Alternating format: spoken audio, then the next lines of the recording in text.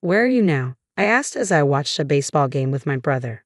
That's when my certainty about my husband's lies solidified. His brother wasn't in any condition to watch a baseball game right now. Once I realized all of this, I resolved to take revenge on my husband. I found unlikely allies for this. My name is Sarah. I'm 27 years old, a nurse at a university hospital. All jobs are tough, but being a nurse means dealing with people's lives. While I don't directly intervene as a doctor would, that everyday support and minor treatments I perform come with a weight of responsibility not much different. When I was in elementary school, I had to be hospitalized due to an illness. Despite being young, I felt a lot of anxiety, crying alone when my parents couldn't visit me due to work. But the nurse who cared for me saved my heart during those times. "Sarah, it's okay if you don't hold back when you're feeling lonely. It's definitely going to get better. Let's hang in there a little longer," she'd encourage me every day. Thanks to her, I overcame the hardships of my hospital stay. After being discharged, I admired her and decided to become a nurse. I studied hard to achieve my dream, and now it's been 5 years since I've become a nurse. The job is certainly challenging, but every time I see a patient smile, I genuinely feel glad to be doing this work. I'm fortunate to have my current job, and one of the reasons is my husband, Bob, whom I married a year ago. I first met Bob at a party, and once we started talking, we found out we had a lot in common. We hit it off pretty quickly, leading to us dating. After 2 years of dating, he proposed to me. "I love you, Sarah. You put your heart and soul into everything you do. I want to spend the rest of my life with you," he said. "Are you sure? Do you really want to be with me?" I asked. "Why would you even question it?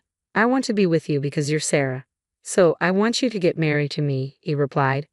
"Yeah, I want to be with you too, Bob," I said, and we officially tied the knot a year ago. But there's one thing that's been bothering me. He doesn't get along well with his parents. Ideally, we would have wanted to hold our wedding ceremony when we got our marriage license, but he refused. He didn't want to have anything to do with his parents. So when we went to pay a visit to his parents to announce our marriage, it was hard to set a date. We somehow managed to pay a visit, but my husband was in a bad mood the entire time, and we only stayed for 30 minutes. We ended up getting married without having much of a conversation with my in-laws. Of course, I'd like my in-laws to attend our wedding ceremony too. So, I decided to be honest about how I feel. "Bob, can we talk for a moment?" I asked. "What's up?" he replied. "It's about your parents. We also have the ceremony to think about, so I think we should go see them and have a proper discussion," I suggested. My husband let out a deep sigh and responded with an annoyed expression. "Didn't I tell you before that I don't want to talk about my parents? As far as I'm concerned, I don't care if we don't invite anyone to our wedding. But we should at least invite your parents, Bob. That's enough. If you insist on having family members there, we can just ask my brother. Isn't that good enough?" I reasoned. "Well, I'd love to have your brother attend, but you're really persistent, Sarah. This is a matter of my family, so please don't meddle too much," he said with another sigh before leaving the living room. Alone in the room, I slumped on the couch, staring blankly at the ceiling, overwhelmed by a feeling of emptiness. It was such a shame that we were distant from my father-in-law and mother-in-law. They were such nice people. I wanted them to attend the ceremony, but what could I do to make my husband understand? Even after countless attempts, whenever I suggested, "Let's go see your parents," my husband flat out refused. At some point, he would get angry just by mentioning them. One day, my brother-in-law and his wife were coming to visit us at our apartment. We had dinner together once when we reported our marriage, but although they lived in a neighboring city, it was the first time they visited us since our marriage. After 10 o'clock, our apartment buzzer rang. When I opened the door, there stood my brother-in-law Jake and his wife Emily. "Hello, Jake. It's been a while," I greeted. Jake showed a bright smile. "Hey, Sarah. Long time no see. I apologize for dropping by unexpectedly. Hope you don't mind." "Oh, not at all. Bob is waiting inside. Please come in," I replied. "Awesome, thanks." "Well, here I come," said Jake, following me inside. Emily took off her shoes and called out a greeting, but there was no response from her. "Did she not hear me?" wondered Emily. "She didn't talk much last time we met either. I wish we could be better friends." As they enjoyed some casual chatter while having cake, the atmosphere began to lighten. Since they decided to have lunch, I started preparing the meal. As I was getting things ready, my brother-in-law entered the kitchen. "Sarah, I heard from our folks you haven't visited home since you got married," he remarked. Ah, yes. Well, it's Bob, isn't it? He doesn't get along well with Dad, right? I admitted. That's right. I want my in-laws to come to our wedding, but Bob is hesitant, I confessed. Upon hearing my words, my brother-in-law made a troubled face. After pondering a bit, he said apologetically, I'm sorry. Bob's being stubborn. I wish there was something I could do about it. I'm sorry to cause you trouble, brother-in-law. No, no, I'm the one who should apologize for not being able to do anything. I'll try to talk to Bob about it indirectly. Really? Thank you. That would be a great help.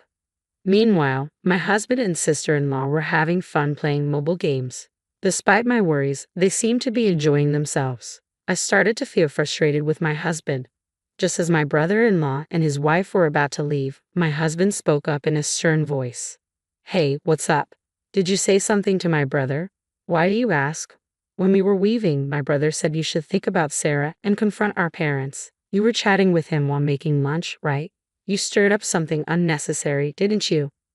With a look I'd never seen before, my husband glared at me. Silenced by the awkwardness, I was unable to respond before he continued. You know, isn't it unfair to talk to my brother about our parents, knowing that I don't want to be involved with them? No, I didn't mean. I'm turned off. I'm not feeling like doing the wedding anymore. What? What? I started, but he clicked his tongue loudly and left the house. He didn't come back until the next day. Since that day, my relationship with Bob has been strained. Our conversations dwindled to the bare minimum, and the once light-hearted atmosphere was gone. Then my husband's absences began to increase gradually, especially on holidays. He was almost never home. Suspicion crept in as he started going out more often. Gathering my courage, I decided to confront him. Hey, you've been going out a lot on your days off recently. Where do you go? I asked. Does it matter? Do I need to report everything to you? He replied sharply. What's with that tone? Do you have a reason you can't tell me? I pressed, half-jokingly.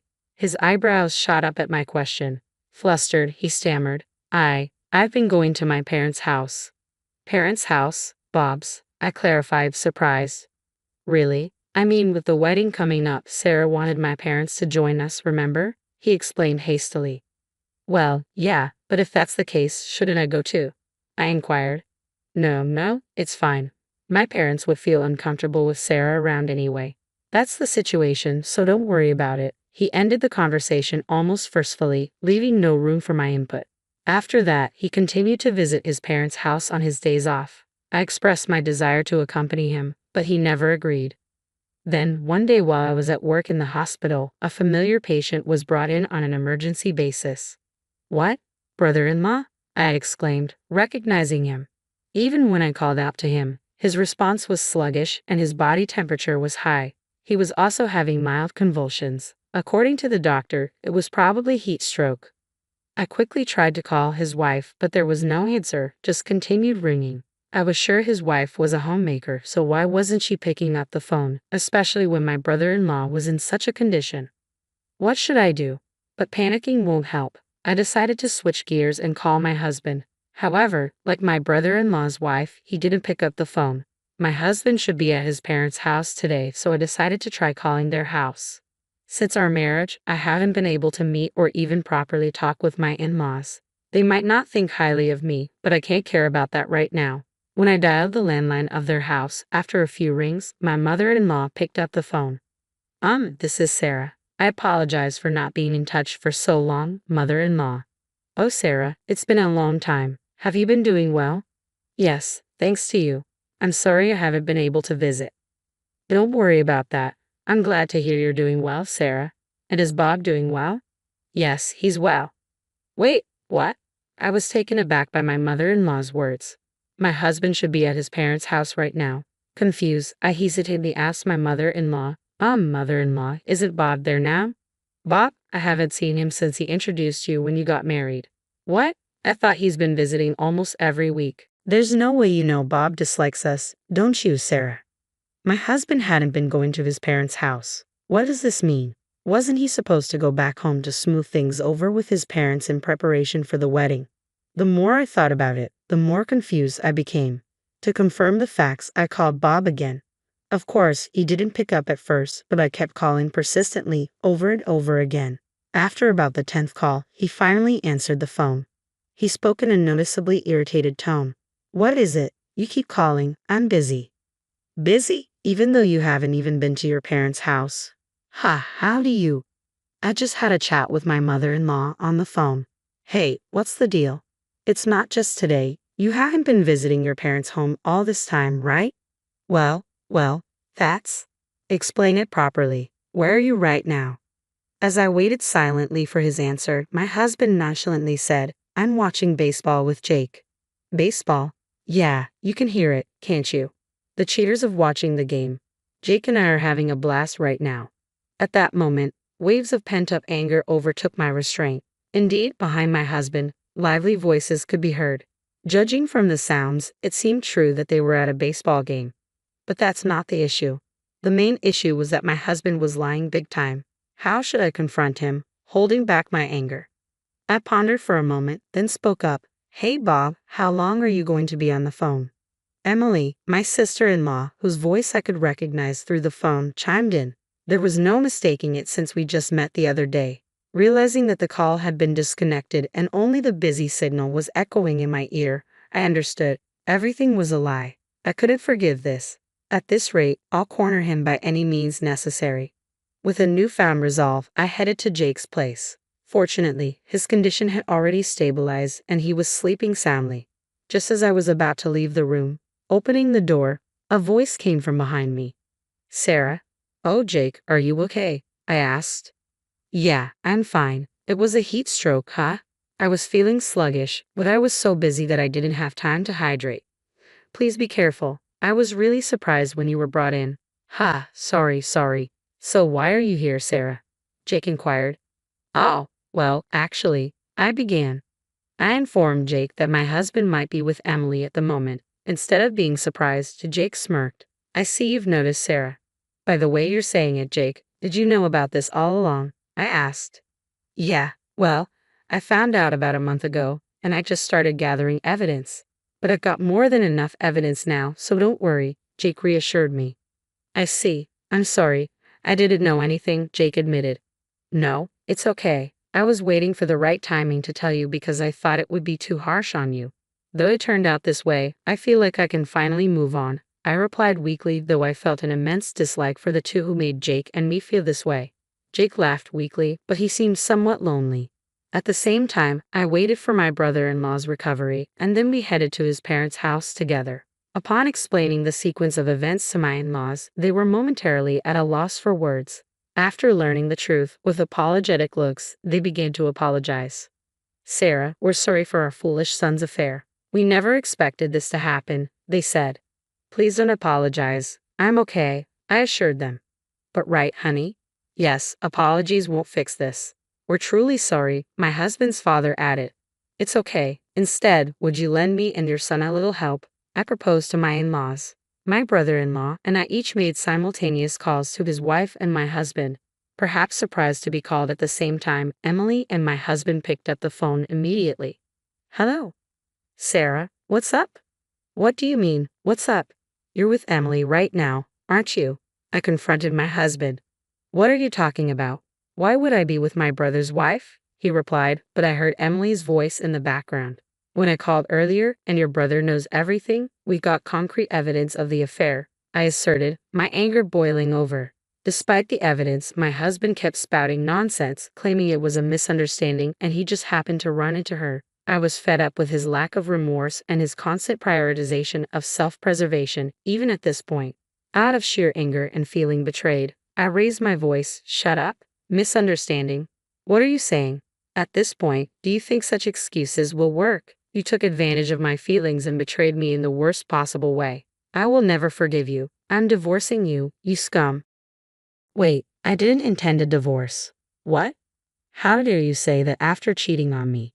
Just so you know, I have no intention of getting back with you or that woman. I hope you both go to hell. Your parents won't help you anymore. Suffer for the rest of your life, regretting what you've done, you piece of trash.